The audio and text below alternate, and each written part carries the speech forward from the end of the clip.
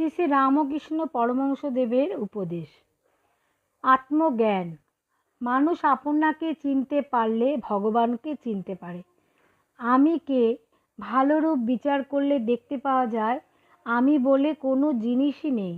হাত, পা, রক্ত, মাংস ইত্যাদি এর কোনটা আমি? যেমন পেঁয়াজের খোসা ছাড়াতে ছাড়াতে কেবল খোসাই বেরোয়, সার কিছু থাকে না।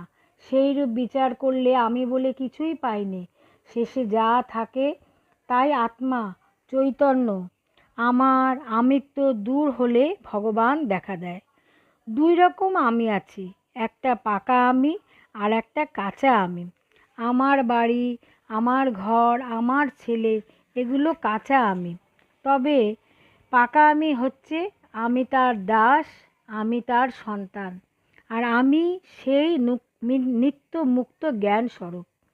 এক ব্যক্তি তাকে বলেছিলেন, আমার এক কথায় জ্ঞান হয়, এমতো উপদেশ দিন।